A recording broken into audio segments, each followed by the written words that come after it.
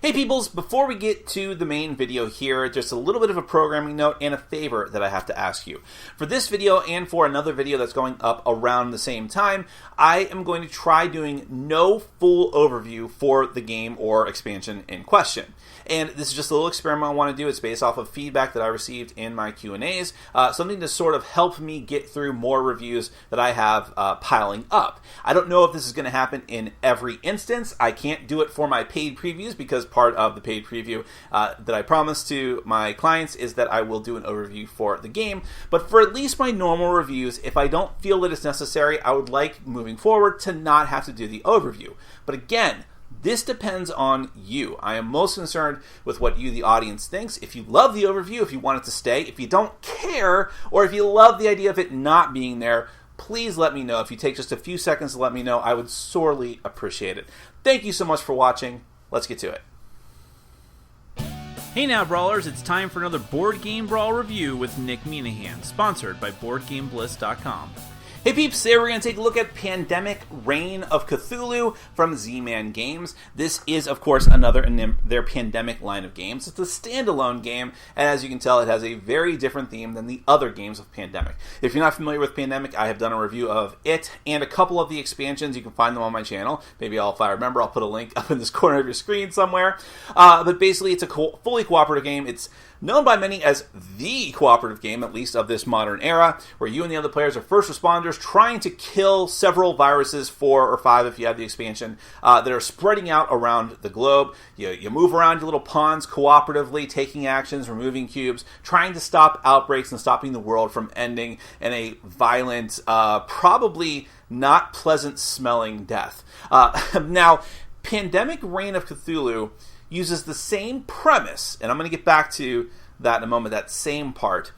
But instead, the theme is that it takes place in sort of the Arkhamverse, which is to say this isn't officially affiliated with any other Cthulhu-themed games, but they all sort of take cues from each other, and this one takes place in in different cities in the Arkhamverse. There's Arkham, there's Innsmouth, there's Kingsport, and you and the other players are investigators running around to all these different locations in these cities, trying to stop cultists from summoning the Great Old Ones. So, whereas there were disease cubes in the original Pandemic, in this one you have little cultist figures representing those cubes, sort of, that are going to be spreading out, and if too many congregate in one place, in other words, if you have 3 of them, and then a 4th one would be put out, just like with the virus rule in Pandemic, a Great Old One awakens. Now, the Great Old Ones, in this case, are represented by cards that fill up along a track. And what's interesting is that not only are they all the typical rogues gallery of Great Old Ones, like Yog Soggoth, I'm not going to say any of their names properly, you know that I'm not, and Nyarlathotep, finally culminating in Cthulhu. Now, if you get to the point where Cthulhu's out, you just lose. But all the other Great Old Ones that pop up in the meantime actually have negative effects on you. Sometimes just one time, wham, you lose some sanity, which is a thing in this game, or more cultists come out, or sometimes there's really negative effects for the duration of the game, or until you find a way to get rid of them. So that's one major difference in this game. Another thing is that, as I just mentioned, players have sanity. If you lose all of your sanity, you go insane, which doesn't mean that you're dead or out of the game, although if you all go insane, you all lose. And in fact, some of the insane powers are actually a little bit better. You actually modify your special powers, which for the most part are very similar to the original Pandemic powers, but if you go to the insane side, it's a little bit different now, and sometimes it's better depending on the situation, even if you lose one of your other powers.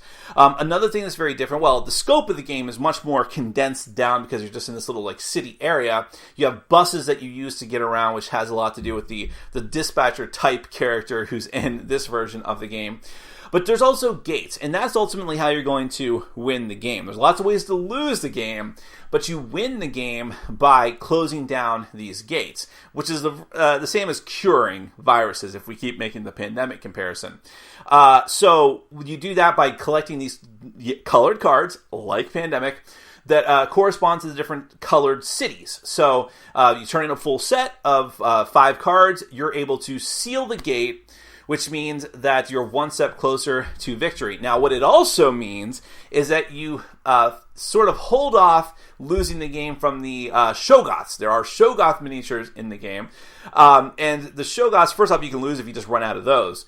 But when those are forced to come out onto the board, which usually happens hand in hand with the Darkness Rising cards, which are this game's form of the Epidemic cards, meaning periodically throughout the player deck, you're going to be forced to draw one of these, play them, in addition to one of the great old ones waking up on the track and things getting worse for you. In general, one of these Shoggoths will come out, and some of the regular location cards, some of the regular, this game's version of the cards that make the cultists spread around are going to force the Shoggoths to move as well. And that's really bad for a few reasons. First off, if you move into a Shoggoth space or the Shoggoth moves onto your space, you're going to lose Sanity, which is usually bad even when you get a cool power out of going insane. But in addition to that, if a Shoggoth moves onto one of the gates that's still open, and Shoggoths always move towards the closest gate when they're forced to move, then you are going to have to flip over another great old one on the track. It's called an awakening that happens in the game. Same thing that happens when the cultists overflow. So that's bad. You don't want that to happen. Now, luckily, you can kill the Shoggoths, but it's much more difficult. Whereas, just like in normal pandemic rules, you have to spend an action just to take off one of the cultists. You have to spend, I think, 3 or 4 actions to take out one of the Shoggoths. It's almost all of your actions. I think it's 3, which is really bad. And you have to move into their space to do it or let them move onto you, which means you lose Sanity. So you don't want to let it get to that point. So you have all these different things going against you, and you have to close those gates. So that's basically the gist and the thrust of the game. Anything else I didn't mention is very, very similar to Pandemic. And that's one of a few things I'm going to say before we go any further. First and foremost, if you do not like the original Pandemic, you're not going to like this game, okay? That's before I even give my opinion, I'm telling you that right now. You might like the Cthulhu theme way more than the original Pandemic theme, and I can understand that. I do, personally. Even though I'm not a Cthulhu buff, I prefer this theme. However, if I didn't already have some amount of appreciation for the original Pandemic, it would have done nothing for me, and I think that most people are going to fall into that camp. Even if you really enjoy the Cthulhu theme, if you just hate it or strongly dislike the original Pandemic, so much of this game is exactly the same as that game, I don't think anything could save it for you, okay? So that's the first thing you need to know going forward. The other thing, just as a little note, I am basing this on either the original Pandemic or the second edition Pandemic, not the expansions. If this game is successful, I assume that it will be, because it's Pandemic, it's Cthulhu, and it's from Z-Man Games, putting all their power behind it. If it's successful, it will have its own expansions. Then we can make this comparison. This is strictly base game against base game. With all that being said, I actually enjoyed this. And I say actually enjoyed it because I don't own my original copy of Pandemic anymore, or its expansions, of course. Now, I gave positive reviews to those, although not the last expansion for Pandemic, which was awful for the most part. But I felt like Pandemic, the original, I wasn't really in love with the theme. I just thought it was very interesting and unique, but it didn't grab me the way that I like fantasy and science fiction themes. And so even though I'm not a Cthulhu buff, like I said, this appeals more to that side of me. And so over time, I just felt like I was playing a very plain, bland game, especially the way that the game looked, the original Pandemic. This game looks great. The artwork on the cards looks great. The board, the great old ones, the flavor, the miniatures, I mean, they're very small and they're mass-produced board game miniatures, but they still look pretty good. So everything about the presentation of this game just works better for me. And I just felt like there wasn't enough interesting stuff going on in the base game of Pandemic. And I know that most big Pandemic fans agree with me because most of them say you got to get that first expansion. Well, I think that the base game of Reign of Cthulhu is much more appealing to me than the base game of Pandemic. Expansions be damned. Like, I would be more willing to hold on to this one, and I think that I am, based on that, with the hope that there'll be more expansions coming out that make it even more interesting. Now, the big reason why I like it more, aside from just the reskin, is that track of great old ones, which adds so much cool variety of, like, how's the game going to change now? And I don't know how many great old ones are in the official lore, But there's the possibility of adding more into the game later, which is very interesting and unique. Also, I love the idea of the sanity, because it feels like you have more skin in the game, even though it's not skin, it's your mind, but you know what I mean. Because with that, it's not just like, oh, I have these actions, I can do this thing, that's all that it is, let's just hope that we don't lose. Now it's like, I either don't want to go insane, or I would like to go insane for a little while. And just as long as it benefits me to get this other kind of power. But it just feels like your character is not only more thematic, but doing more stuff, and more stuff is affecting him or her. I don't know how better to describe it. I just liked that aspect. It just, again, I think it goes back to the theme. It feels like you're more invested in your character and like, I've gone insane. That kind of, no matter how abstract this game can be in some ways, just like the original Pandemic.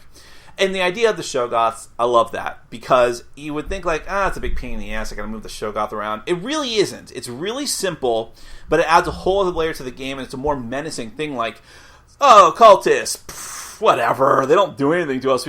I picture our characters just walking around with axes like, ha-ha, just murdering cultists left and right. And then there's this giant Shoggoth, which is a huge pain in the ass to kill, and could have game-ending consequences for you. And I don't know, it's again, theme. It goes down to the sense of foreboding, like everything is going wrong for us. So the game felt more tense, it didn't feel impossible, it felt like the difficulty level was right at where the other Pandemic was, and I just enjoyed this one more. I wouldn't say it's like leagues above. I'm keeping it for now, I want to see what the future of the game is, but it's not, this is, again, if you don't like the original Pandemic, this isn't going to change your mind, and it's not going to set the world on fire either. I think it's another Cthulhu game in some instances, but I think that it's one of the better Cthulhu games for sure. Not on the level of my beloved Eldritch Horror, but what can be, really? But Kingdom Death. That could be better. But I do think it's a very solidly made game. It looks good. It adds enough spice into the Pandemic formula to make it more interesting for me and make me want to hold on to it, even though I know it's not going to change anyone else's minds. And I just think that I was one of the people that was very, very skeptical of this in the first place. Like, another Cthulhu game and another Pandemic game, do we really need this? Well, we may not have needed it, but it's nice to have. That is Pandemic Reign of Cthulhu from Z-Man Games. If you like Pandemic, or you like Cthulhu, or a little bit of column A and B, I do recommend it. Thanks for watching. Follow us on Facebook, Twitter, and Patreon. And make sure to check out our sponsor, Board Game Bliss, where you can find an amazing selection of games from around the world. BoardGameBliss.com. Thanks for your support.